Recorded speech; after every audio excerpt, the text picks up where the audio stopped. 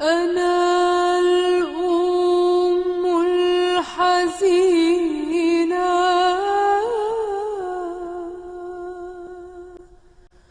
وما من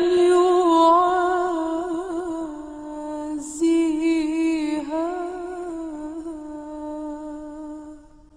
فليكن موت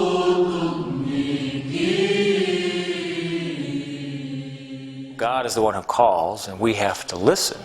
We have to be able to hear. In order to hear, you gotta quiet down. If somebody's calling you, but you're making a bunch of noise, you won't hear them. So the same in your spiritual life, you have to quiet down. You have to have a regular life of prayer.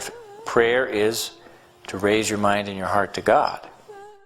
Somebody might go to a religious life and discern for a time, and maybe even in temporary vows. Well, that's part of what the church might say gives us with temporary vows. Is it's continuing the discernment while getting the benefit of a consecration. But when the consecration is made sort of permanently, you decide you're accepted, and you make the offer of your life.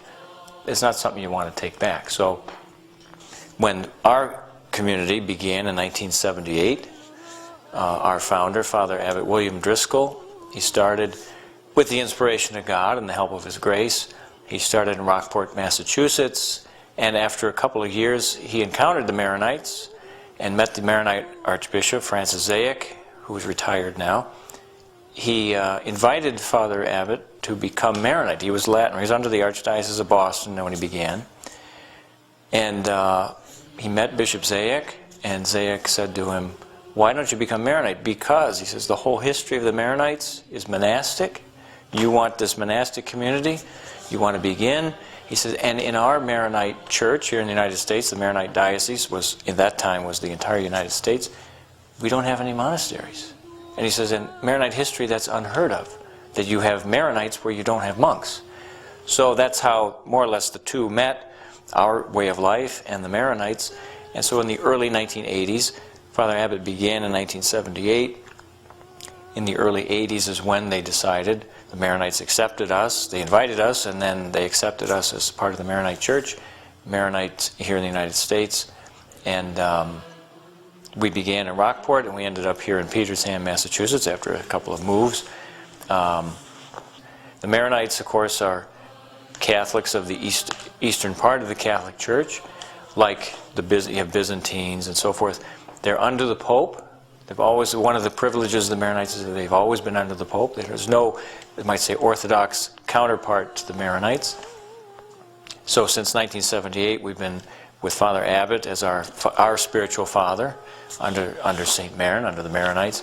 Our life is a contemplative life of prayer, and liturgical prayer is first and foremost in anybody's life, whether you're a monk or you're a layman or whatever.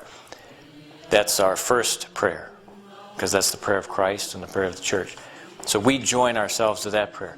Outside of liturgy, our life, our private prayer, individual prayer, here at this monastery, our particular gift from God is that we make our prayer before the Blessed Sacrament exposed. Each monk does 2 hours of Eucharistic adoration outside of the liturgy each day. And so I don't know of any other monasteries or monastic life, East or West, that's true, that's the case. Maybe there are, I don't know of them. Latin is a language, and in terms of prose and poetry, that likes to compress a lot into a few words. Whereas the Maronite liturgy likes to elaborate everything, repeat things over and over. And so it's much more, the prayers are much longer. There's a lot of repetition. We say in one of the feasts we have for some Maronite martyrs, the monks who were killed for the teaching of the Council of Chalcedon, our faith is the faith of Peter, and the faith of Peter is ours. The Church of Peter is our church, and the Church of Peter is ours.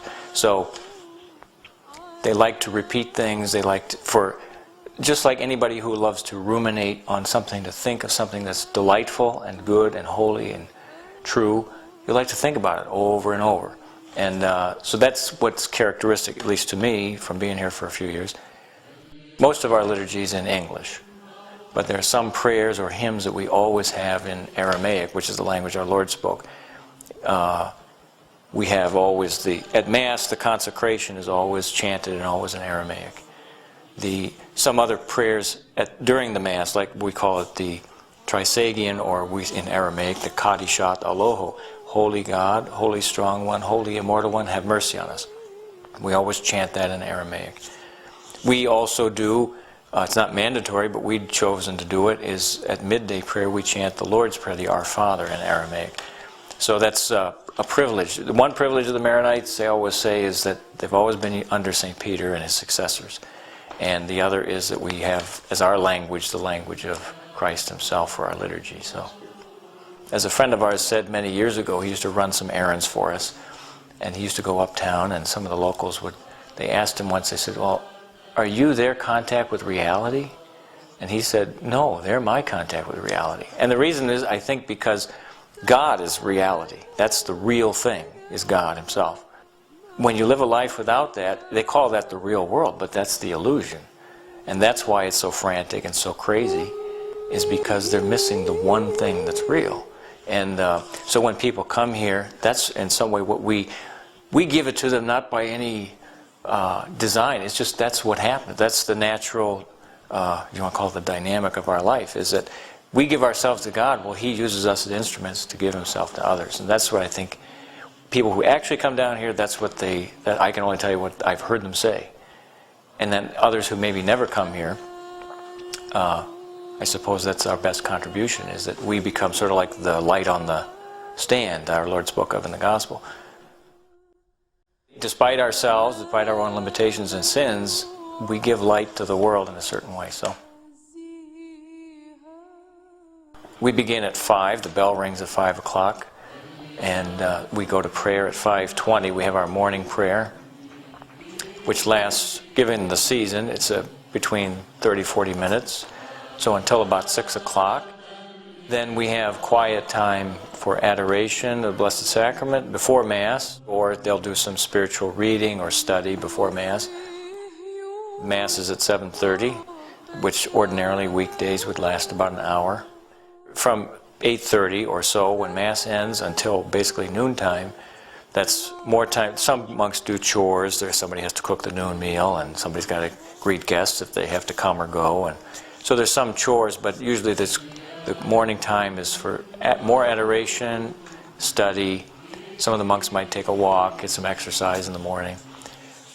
Necessary business, correspondence, whatever you have to do. In noontime we have our midday prayer, a little before noon, and then we go to the meal. We eat in silence. Most of our day we try to spend as much time in silence as we can. We can speak as needed, but generally we want to keep silence to cultivate spirit of recollection and prayer. After the noon meal and siesta time, then we have our work period in the afternoon until about 4:30. Then it's supper time, almost, just about supper time, enough time to clean up. Our evening prayer at 6:20 till about 7 o'clock.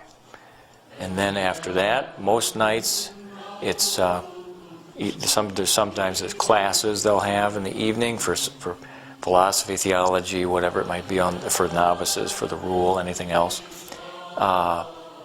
And otherwise, it's adoration or study, or if you have necessary chores to do. And 3 nights a week we have recreation, where we sit around and talk. And Sunday, Tuesday, Thursday. But also on certain feast days we'll have recreation, whether it's on Sunday, Tuesday, or Thursday. And then the night prayer is a little before 9 o'clock, about 9 o'clock. And then we retire after that. So